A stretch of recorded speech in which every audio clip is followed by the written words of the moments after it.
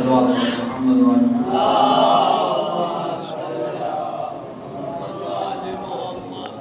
التماس ایک مرتبہ سورہ الحمد اور 3 مرتبہ سورہ الفاتحہ فرما کر مرحومین قانیان مجلس اور ارواح مومنین کو اصال کرتے ہیں.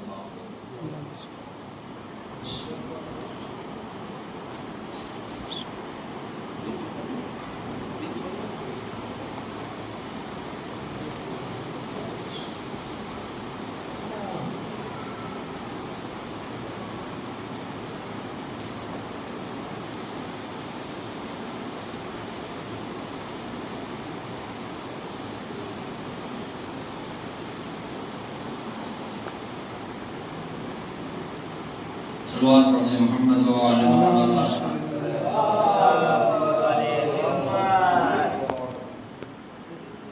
آج عشرہ سجادیہ کی 6ٹھی مجلس سرزمین طیبہ پور میں ایمان فاؤنڈیشن کی طرف سے منعقد ہو رہی ہے. خدا کا شکر ہے کہ ہمیں یہ شرف ماہ رمضان میں حاصل ہوا کہ ہم مجلس امام حسین کو منعقد کریں اور ذکر سرکار سید الشہداء کے ذریعے سے خود کے وجود کو زندہ کریں. ذکر سرکار سید الشہداء کے ذریعے سے خود کے وجود کو زندہ کریں. کیوں؟ کیونکہ یہ ذکر حیات دیتا ہے، یہ ذکر حیا بھی دیتا ہے، یہ ذکر عزت بھی دیتا ہے، یہ ذکر مقام بڑھاتا ہے، یہ ذکر مرتبہ بڑھاتا ہے. اس در پر کائنات میں 2 در ایسے ملتے ہیں کہ جس در پہ آپ جتنا جھکیں گے اتنا ہی آپ کو بلندی ملے گی، اور دونوں کا تعلق پروردگار عالم سے ہے. ایک ہے در پروردگار یعنی اللہ کی بارگاہ میں سر جھکانا، اور دوسرا ہے در حسین یعنی در حسین پر آ جانا. دونوں کا تعلق پروردگار عالم سے ہے.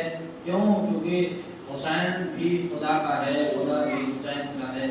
تو اس در پر بھی مقدر بنتے ہیں، اس در پر بھی مقدر بنتے ہیں. لیکن اگر انسان مسجد میں آنا چاہے تو مسجد میں آنے کے لیے شرط ہے کہ وہ کلمہ پڑھتا ہو. مسجد میں داخل ہونے کے لیے جو سب سے پہلی شرط لگائی گئی ہے کہ وہ مسلمان ہو. اگر وہ مسلمان نہیں ہے تو مسجد میں داخل نہیں ہو سکتا ہے. پہلے شرط اسے بجا لانی ہوگی، یعنی اسے اسلام لانا ہوگا. مسلمان ہونا اس کے لیے ضروری ہے. دوسری شرط کیا ہے کہ مسلمان ہے تو ٹھیک ہے، اس کے علاوہ طاہر ہو، پاک ہو. اگر پاکیزہ ہوگا تب مسجد میں آ سکتا ہے، اگر پاک نہیں ہے تو مسجد میں نہیں آ سکتا. لیکن در حسین پہ ایسی کوئی شرط نہیں ہے کہ اگر تم مسلمان ہو تبھی در حسین پر آؤ گے. بارگاہ امام حسین کھلا ہوا ہے. تم ہندو ہو تب بھی آ سکتے ہو، مسلمان ہو تب بھی آ سکتے ہو، سنی ہو تب بھی آ سکتے ہو، شیعہ ہو تب بھی آ سکتے ہو، سکھ ہو تب بھی آ سکتے ہو، عیسائی ہو تب بھی آ سکتے ہو، دیوبندی ہو تب بھی آ سکتے ہو. کیوں؟ کیونکہ در حسین کھلا ہوا ہے ہر کسی کے لیے. کیوں؟ کیونکہ رسول نے فرمایا تھا کہ ان الحسین مصباح الہدی و سفینۃ النجات، کہ بے شک حسین ہی ہدایت کا چراغ ہے اور نجات کی کشتی ہے. صلوات پڑھ دے محمد. حسین نجات کی کشتی ہے. اور پروردگار عالم کا شکر ہے، اس کی حمد ہے کہ اس نے اپنے باب خزانہ میں سے قیمتی خزانہ، اہل بیت جیسا خزانہ، قیمتی موتی ہمارے درمیان بھیجا ہماری ہدایت کے لیے. اور جب رسول اس دنیا میں آئے تو پروردگار عالم نے قرآن مجید میں کہا کہ اے رسول، ہم نے تمہیں تنہا نہیں بھیجا ہے، ہم نے قرآن کو بھیجا ہے تمہاری طرف نور کے ساتھ. قرآن تنہا نہیں ہے بلکہ نور بھی ساتھ میں ہے. تو پروردگار عالم نے جب محمد کے پاس نور کو بھیجا ہے، قرآن کے ساتھ ملا کے، یعنی قرآن بھی ساتھ میں آئی ہے، نور بھی ساتھ آیا ہے. تو اب جب رسول جانے لگے ہیں تو ظاہر بات ہے کہ جب اللہ نے 2 چیز بھیجی ہے تو رسول جب کچھ چھوڑ کے جائیں گے تو انہی 2 چیزوں کو چھوڑ کے جائیں گے. تو رسول نے فرمایا کہ انی تارکم فیکم الثقلین، کہ میں تمہارے درمیان 2 ثقل چیز چھوڑ کے جا رہا ہوں. کیا ہے؟ کتاب اللہ و عترتی، کتاب خدا ہے اور میرے اہل بیت ہیں. میں تمہارے درمیان انہیں چھوڑ کے جا رہا ہوں، اگر تم ان سے متصل رہو گے، ان سے ملے رہو گے تو نجات پا جاؤ گے، اور یہاں تک کہ حوض کوثر پہ ہم سے ملاقات کرو گے۔ اگر ان سے متصل رہے، اور اگر تم نے انہیں چھوڑ دیا تو پھر تم گمراہ ہو جاؤ گے۔ اچھا، بغض علی میں لوگوں نے الگ الگ طریقے سے اس حدیث کو توڑا مروڑا بگاڑا اور کہا کہ یہاں پہ رسول نے یہ فرمایا ہے، توجہ چاہتا ہوں، کہا رسول نے یہ فرمایا ہے کہ میں تمہارے درمیان دو قدر چیز چھوڑ کے جا رہا ہوں۔ کیا کہا؟ پہلا تو یہ کہ کتاب خدا، اور دوسرا کیا؟ میرے اصحاب۔ توجہ چاہتا ہوں، ایک تو کتاب خدا اور دوسرا میرے اصحاب۔ ہم نے کہا ٹھیک ہے، کچھ دیر کے لیے میں آپ کی بات کو مان لیتا ہوں۔ کیا رسول خدا نے کہا کہ میں تمہارے درمیان دو قدر چیز کی چھوڑ کے جا رہا ہوں، ایک ہے کتاب خدا اور دوسرا میرے اصحاب، میں اسے کچھ دیر کے لیے مان لے رہا ہوں۔ سب سے آخری صحابی رسول کا جن کی وفات ہوئی 110 ہجری میں۔ اب اگر کسی کو ہدایت چاہیے تو صحابی کا تو سسٹم ختم۔ اب قرآن نے یہ بتا دیا، احکام بیان کر دیے کہ اقیموا الصلاۃ، نماز پڑھو۔ کیسے پڑھنا ہے؟ آپ قرآن بتا دو، قرآن کہتا نہیں، ہم نے صرف اور صرف حکم بتا دیا ہے۔ کیسے پڑھنا ہے یہ اسی سے پوچھو کہ جو ہمارے ساتھ آیا ہے۔ توجہ چاہتا ہوں، آپ قرآن کے پاس آئیں گے کہ بھئی صحابی کا تو سلسلہ ختم ہو گیا، صحابی تو سب رخصت ہو گئے، سب کی وفات ہو گئی، اور رسول نے یہ کہا ہے کہ ہم قرآن کو اور صحابی کو چھوڑ کے جا رہے ہیں، تو اب ہمیں ہدایت چاہیے، کیا کریں؟ قرآن سے ہم نے کہا بتاؤ نماز کیسے کام کرے، ہمارا کوئی مسئلہ پیش آ گیا ہے، جہاد کیسے کریں، حج کے لیے کیا کیا مناسک ہیں، کیا کیا اس کی شرطیں ہیں، تو قرآن صرف اور صرف بتائے گا حج کرو، زکوٰۃ دو، طہارت کرو، کیسے کرنا ہے کون بتائے گا؟ جو ناطق قرآن ہے وہ بتائے گا۔ اب جب ہم قرآن سے سوال کریں گے کہ بتاؤ کیسے ہمیں کرنا ہے، تو قرآن کہے گا کہ تم نے میری آیتوں پہ غور نہیں کیا ہے۔ خدا نے کہا ہے کہ ہم نے قرآن کو محمد کی طرف نور کے ساتھ بھیجا ہے، اب جو نور ہے وہی سمجھائے گا، وہی بتائے گا۔ تو اب جاؤ اور پورے لوگوں کی طرف نگاہ کرو کہ کون ہے جس نے یہ کہا ہے کہ اے رسول، کون ہے ایسا کہ جس کے پاس قرآن کا علم ہے، کون ہے کہ جو دنیا میں آتے ہی رسول نے یہ بولا اے یا رسول اللہ، توریت کہو توریت سناؤ، زبور کہو زبور سناؤ، انجیل کہو تو انجیل سناؤ، اور قرآن کہو تو قرآن سناؤ۔ اور اس قرآن کو سنانے کی بات ہو رہی ہے جو ابھی نبی پر نازل نہیں ہوا، 10 سال بعد نازل ہونے والا ہے۔ صلوات پڑھ دیں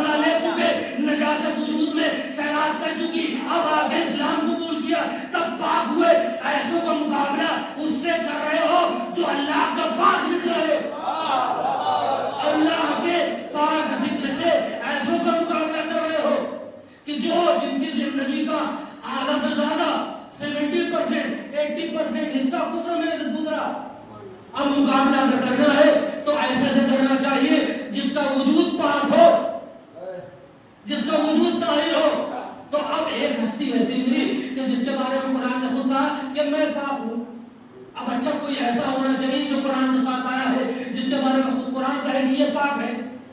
بات تو تبھی بنے گی نا کہ قرآن نے اپنے طہارت کا ذکر کیا کہ میں پاک ہوں.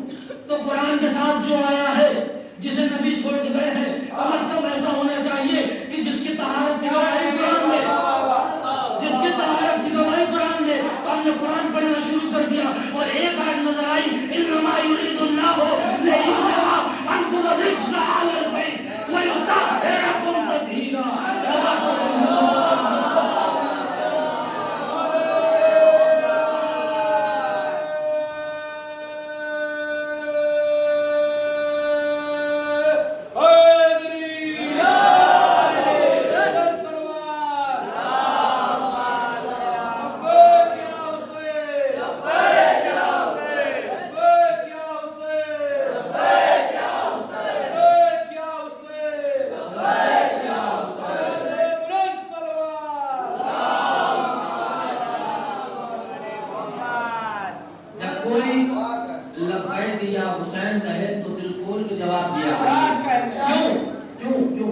جناب ابراہیم نے پروردگار عالم نے حکم کیا اے ابراہیم کعبہ بناؤ. جناب ابراہیم نے کعبہ بنانا شروع کر دیا. کعبہ مکمل ہو گیا. اب پروردگار عالم نے کہا کہ لوگوں کو حج کے لیے بلاؤ. جناب ابراہیم نے دیکھا بارہ یہ صحرا یہ جنگل یہاں بیابان یہاں کسے بلاؤں کوئی نظر نہیں آ رہا ہے. پروردگار عالم نے حکم کیا. جناب ابراہیم نے آواز دی کہ آؤ حج کی طرف. اب یہ آواز کو پروردگار عالم نے اتنا پھیلایا کہ جو بچے ماں کے شکم میں تھے جو باپ کے سلب میں تھے سب تک یہ آواز پہنچی اور آج تک انسان حج کے لیے جا رہا ہے. ابراہیم کی آواز پہ لبیک کر رہا ہے. کربلا میں بھی امام حسین نے کہا تھا حل من ناصر ینصرنا, ہے کوئی میری مدد کرنے والا. پروردگار عالم نے اس آواز کو بھی آنے والی قوموں تک آنے والی نسلوں تک پہنچا دیا. ہم جو یہ کہتے ہیں نا لبیک یا حسین, یہ لبیک یا حسین کا نہیں ہے. ہم تو کہہ رہے ہیں مولا ہم حاضر ہے. یہ اس آواز کا جواب ہے. مولا آپ نے مدد کے لیے بلایا ہے. ہر ایک حسینی آپ کی مدد کے لیے حاضر ہے. آواز پڑھے محمد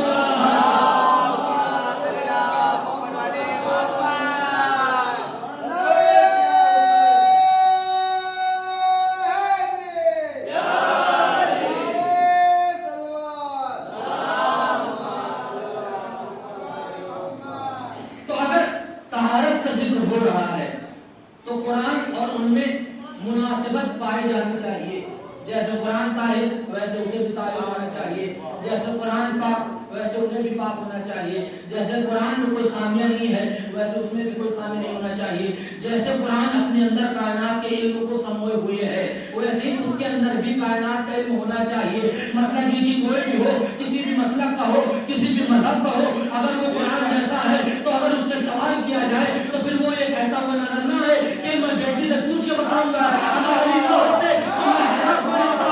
کم از کم وہ ایسا ہونا چاہیے کہ اگر اسے پوچھا جائے تو توریت والوں کو توریت والے سے مسئلہ بتائے, زبور والوں کو زبور سے مسئلہ حل کر کے دکھائے, انجیل والوں کو انجیل سے مسئلہ حل کر کے دکھائے اور قرآن والوں کو قرآن سے مسئلہ حل کر کے دکھائے. اور یہ دعویٰ کرتا تنہا علی کا تنہا ابو طالب کا بیٹا نظر آیا یہ کہتے ہوئے کہ اگر میرے سامنے مسئلہ تصابیر جائے تو میں توریت والوں کا فیصلہ توریت والے سے کر دوں, زبور والوں کا فیصلہ زبور والے سے کر دوں, انجیل والوں کا فیصلہ انجیل والوں سے کر دوں اور قرآن والوں کا فیصلہ قرآن سے کر دوں. صلوات پڑھے محمد.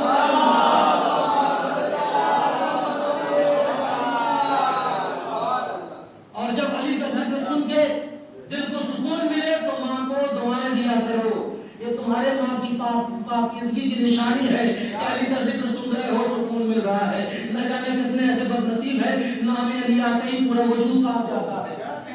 میں نے کتنے ایسے پڑھے ہیں تو میں نے کہا کہ مناسبت پائی جانی چاہیے قرآن میں اور اس میں جو قرآن کے ساتھ آیا ہے اس میں مناسبت پائی جانی چاہیے. اچھا قرآن طاہر ہے میں نے بتا دیا کس معیار کا طاہر ہے. اب تم چاہے لاکھ یہاں پر جسے بھی لاؤ چاہے صحابی کو لاؤ یا صحابیوں کی بیٹیوں کو لے کے آؤ. عورتوں کے لیے کچھ مخصوص ایام ہوتے ہیں جہاں پر وہ نجس ہو جاتی ہے تو پھر وہ مسجد میں جا نہیں سکتی ہے, قرآن کی تلاوت کر نہیں سکتی ہے, کوئی بھی معاملہ ان تک پہنچ نہیں سکتا, کوئی عبادت کر نہیں سکتی ہے. ہم نے تاریخ کا مشاہدہ کیا, ہم نے دیکھا فاطمہ بنت اسد ہے طواف کر رہی ہیں خانہ کعبہ کا. اب طواف کر رہی ہیں خانہ کعبہ کا. خانہ کعبہ ایسی جگہ ہے کائنات کی سب سے پاک جگہ ہے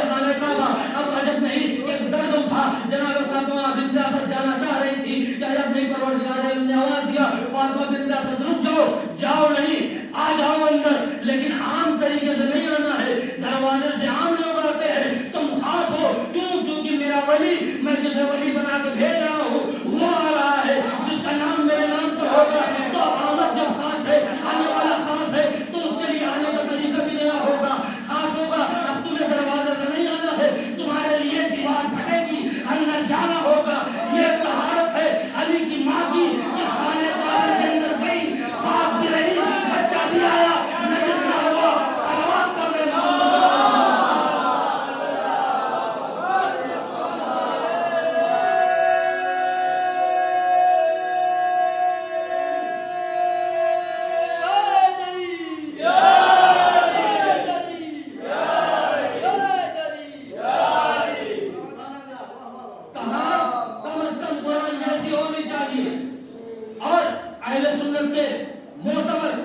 جو امام گزرے ہیں انہوں نے اپنی کتابوں میں ایک روایت کو یہ نقل کیا کہ ماہ مبارک رمضان چل رہا تھا اور ماہ مبارک کی 15 رمضان کی تاریخ ہو رہی تھی، اور ہم نے دیکھا کہ فاطمہ زہرا مصلی عبادت پہ ظہر کے نماز میں مصلی عبادت میں تھی، اور اس کے بعد ولادت ہوئی اور عصر کی نماز میں پھر مصلی عبادت پہ نظر آئی۔ یہ طہارت ہے فاطمہ زہرا کی کہ نہ نماز ٹوٹی نہ روزہ ٹوٹا۔ صلوات پڑھ رہے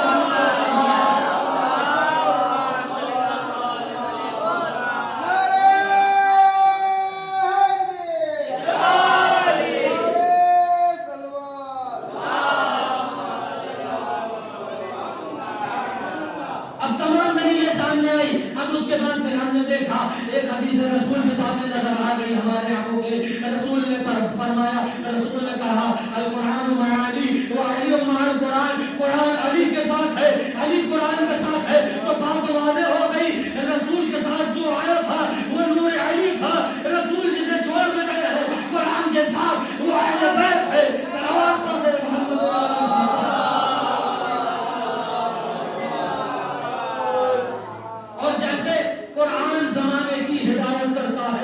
ویسے ہی اہل بیت ہدایت کرتے ہیں، اور اگر ایسا نہ ہوتا تو آج لوگ جو کربلا جاتے ہیں، کربلا جانے کے بعد واپس آتے شیعہ نہ ہو رہے ہوتے۔ شیعہ ہونا بتا رہا ہے کہ حسین آج بھی ہدایت دے رہے ہیں۔ صلوات پڑھے محمد۔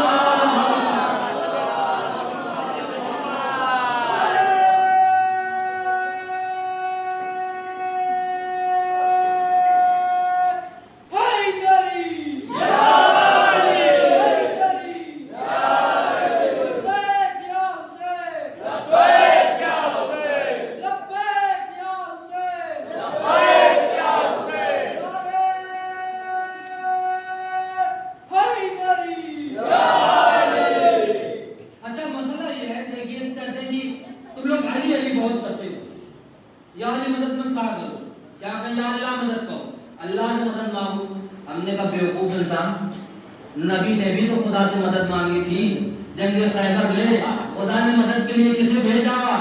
خدا نے بتا دیا لاکھ مانگو تم ہم سے، مدد کرنے علی ہی آئیں گے، کیونکہ اللہ کی مدد کا نام علی ہے، کیونکہ اللہ کی مدد کا نام علی ہے۔ 39 دن تک جنگ فتح نہ ہوئی، کیا نبی کے ساتھ خدا کی مدد نہیں تھی؟ نہیں، خدا کی مدد نبی کے ساتھ تو تھی، پر جو نبی کے ساتھ تھے ان کے ساتھ خدا کی مدد نہ تھی، ان کے ساتھ خدا کی مدد نہ تھی۔ کیسے آپ دیکھیں پہلا دن ہوا، یا رسول اللہ، ہاں ٹھیک ہے کمانڈر، پہلے والے جاؤ جنگ کر کے آنا ہے، ادھر گئے اور ادھر سامنے والے جب آیا مرحب ہوا ٹائٹ، نہیں ہو پایا، چلے آئے، جنگ کرنی تھی نہیں ہو پایا، دوسرے بھی تیسرے بھی۔ اب اور بھی چیز ہے، میں اصل میں بہت سی چیزوں کا قائل نہیں ہوں، اس لیے ان چیزوں کو چھوڑتے ہوئے ایک دم محبت سے بات عرض کرنا ہوں۔ 39 دن تک یہ معاملہ چلنے لگا کہ جناب سلمان گھبرا گئے، کہا یا رسول اللہ جو کنڈیشن چل رہی ہے مسلمان کی، ایسے دبا سے تو 40 سال تک کچھ ہونے والا نہیں ہے، ان لوگ ایسے دیکھیں چلے نہیں ہیں۔ پھر کہا ہوگا تو کچھ سوچا ہے یا رسول اللہ کیا کیا جائے؟ کہا کہ اللہ سے مدد مانگتے، کہا اللہ کی مدد آئی کیوں نہیں؟ کہا اب آئے گی اللہ کی مدد، کیا کیا جائے؟ اب رسول نے اعلان کیا کل میں علم اسے دوں گا جو مرد ہوگا۔ یا رسول اللہ جو ابھی تک جا رہے تھے علم لے کے عورت تھے؟ عورت تھے؟ نہیں، مرد تھے۔ مرد کس معاملے میں؟ रसूल खुदा जो कह रहे हैं मर्द को दूंगा अलम, मर्द की पहचान ये नहीं कि औरत के ऊपर जोर चलाए, औरत को मारे या बच्चा पैदा करके दिखा दे। मर्द की पहचान नहीं है ये। मर्द की पहचान ये है कि मैदान जंग में जाए तो खड़ा रहे, टिका रहे, जंग करे, पीठ दिखा के ना आए। तो रसूल ने कहा कल मैं अलम उसे दूंगा जो मर्द होगा। मालूम हुआ 39 दिन तक जिन्हें अलम मिलना था वो मर्द नहीं थे, ना मर्द थे। तभी तो आप देखो कि आज तक वो उनकी जो नस्लों से ताल्लुक रखते हैं उनका अलम देख के निकाह टूट जाता है, अलम को देख के भड़क जाते हैं, अलम को देख के भड़क जाते हैं। तो कहा कि कल अलम उसे दूंगा जो मर्द होगा। अच्छा कहते हैं कि ये अलम मत लगाओ। हमने कहा ये बताओ कि तुम्हें अलम से दिक्कत है या अलम वाले से? बिल्कुल।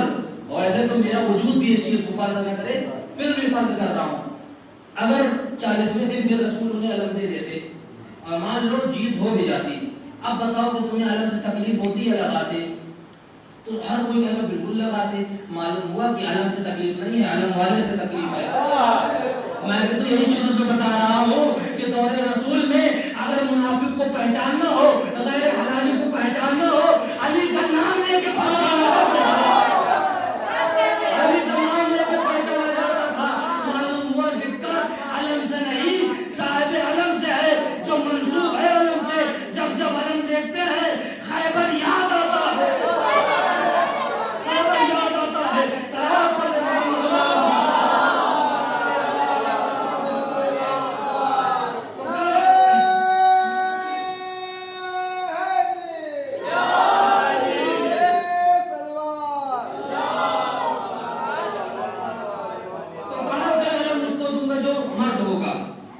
उसकी क्वालिटी क्या है? कर्रार होगा, गैर फर्रार, भागने वाला नहीं होगा, भगाने वाला होगा। अच्छा, उसके बाद ये दो शर्तें बहुत अहम हैं कि अल्लाह और रसूल उससे मोहब्बत करते होंगे और वो अल्लाह और रसूल से मोहब्बत करता होगा।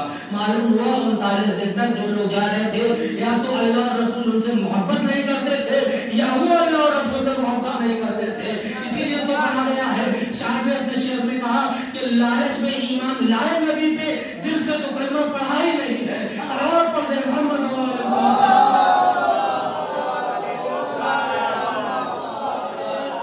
तो अल्लाह की मदद का नाम अली है। अली हर जगह आने वाले हैं, हर किसी की मदद करने वाले हैं। क्यों? क्योंकि अली हक के साथ है और हक अली के साथ है।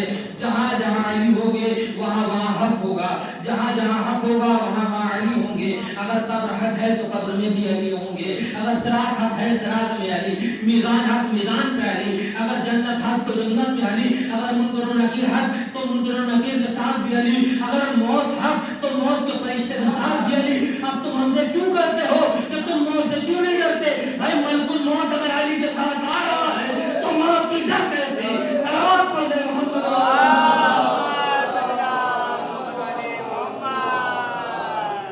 और हम मरते ही इसलिए हैं ताकि अली का दीदार हो जाए। क्यों? क्योंकि इस जमीन के ऊपर हम अली को सुनते हैं, इस जमीन के नीचे हम अली की ज़ियारत करते हैं। सलावत पढ़ दे मोहम्मद।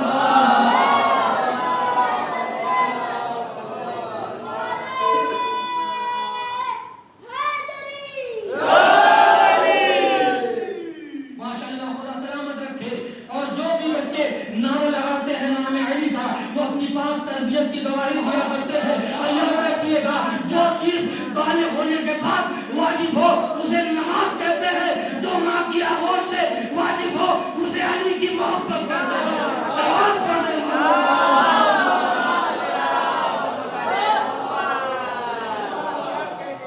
और हमारे यहाँ के बच्चे सजदा करना बाद में सीखते हैं, हमें हुसैन में मातम करना पहले सीखते हैं। और जब भी अली के इश्क में दिल झूमे और दिल खुश हो तो फौरन जाना माँ के कदमों का बोसा लेना कि माँ ने तुम्हें यकीनी नहीं हुसैनी बनाया।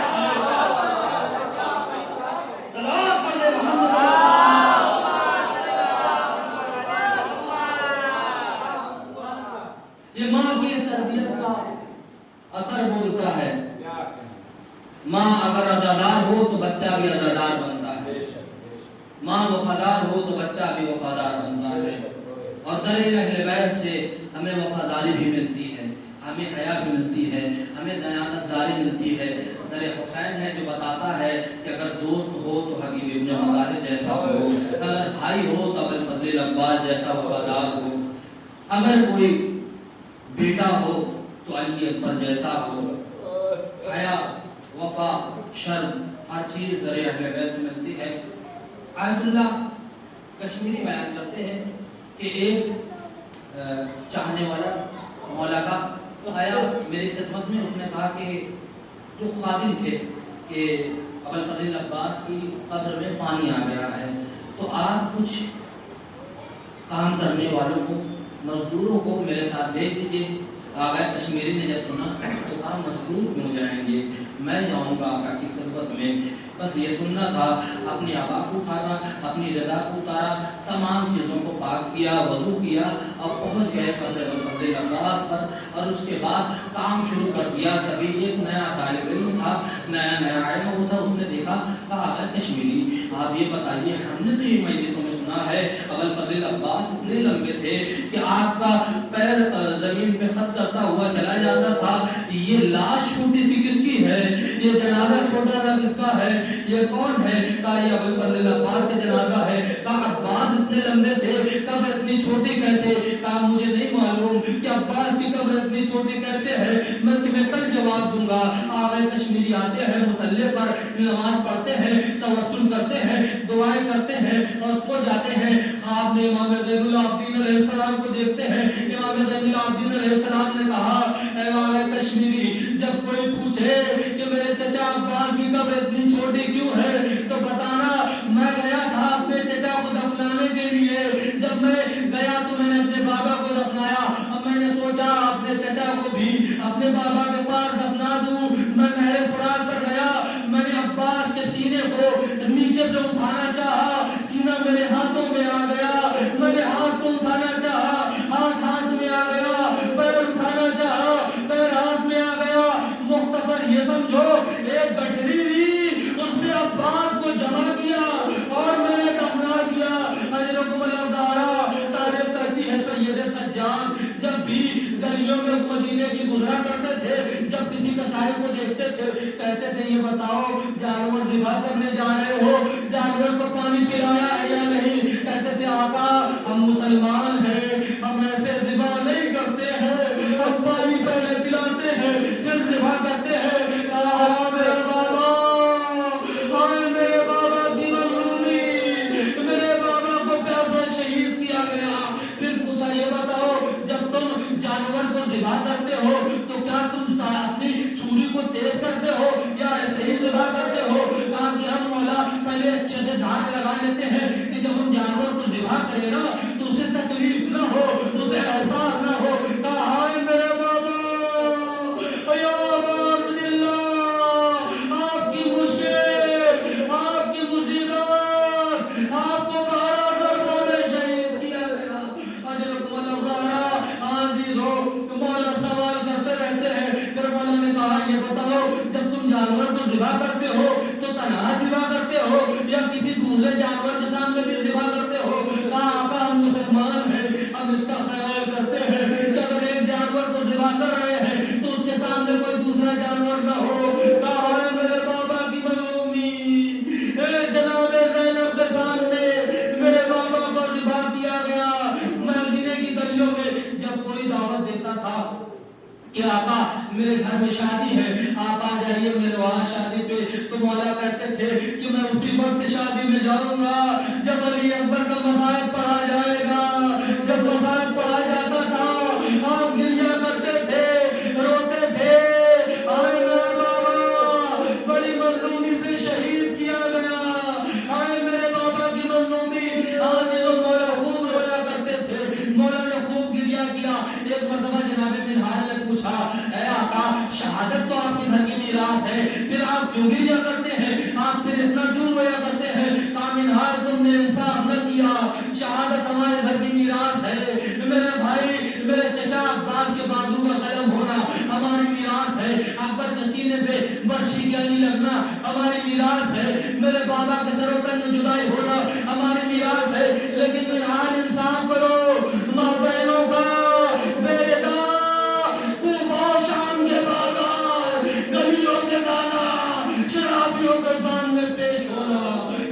بھی ہماری میراث ہے انا للہ و انا الیہ راجعون رضا بقضائہ و تسلیما لامرہ اور اللہ تعالی محمد و آل محمد